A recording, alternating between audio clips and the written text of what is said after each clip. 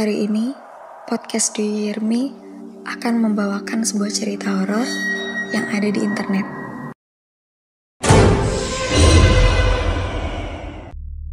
Suatu malam, saya pernah berjalan melintasi jalan di depan kebun binatang Bandung.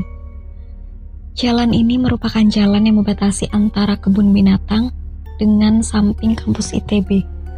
Waktu itu saya melewati jalanan ini sekitar pukul 9 sampai 10 malam dari arah Cisitu. Kemudian, jalan sendirian menuju kosan saya. Tepatnya di daerah Taman Hewan. Di tengah-tengah perjalanan pulang, saya merasa ada yang mengiringi saya berjalan. Sesuatu yang sedang mengiringi saya tersebut ada di seberang jalan. Waktu itu saya berjalan di trotoar yang tepatnya berbatasan dengan kebun binatang. Sementara sosok yang mengiringi saya tersebut berjalan dengan kampus ITB. Entah apapun itu, saat itu saya sama sekali tidak ingin menengok ke arah sosok tersebut. Hanya mempercepat jalanlah yang dapat saya lakukan. Saya berusaha untuk terus berpikir positif dan tidak menggubris tentang cerita horor teman-teman saya sebelumnya. Saya menganggap bahwa sosok yang mengikuti tersebut hanya perasaan saya saja, atau bayangan saya saja yang berada di seberang jalan.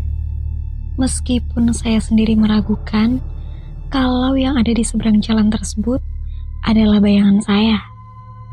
Karena tidak ada sedikit pun cahaya yang bisa menyebabkan bayangan saya berada di sana. Langkah semakin saya percepat. Akan tetapi, dirasa-rasa sosok di seberang jalan tersebut juga semakin mempercepat jalannya. Sedikit lirikan kecil saya mencoba untuk memberanikan melihat ke arah seberang jalan tersebut.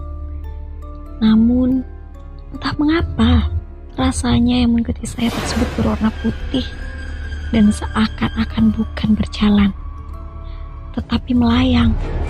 Sepertinya pikiran negatif kini mulai merasuk karena suasana yang sepi dan gelap. Apalagi ketika tidak ada kendaraan yang melintas, maka jalanan tersebut menjadi sangat gelap. Dengan langkah yang semakin saya percepat, dan sesekali melakukan lari-lari kecil, akhirnya kegelapan pun mulai berkurang. Ketika cahaya dari Bank BNI mulai terlihat, pada saat itu pula lah bayangan yang berada di seberang jalan tersebut mulai tak terlihat lagi.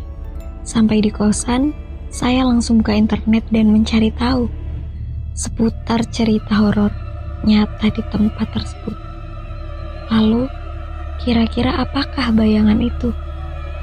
Untuk kamu yang punya cerita horor atau pengalaman horor, kamu boleh langsung kirim cerita kamu di alamat emailnya DYHM di inipodcast00@gmail.com.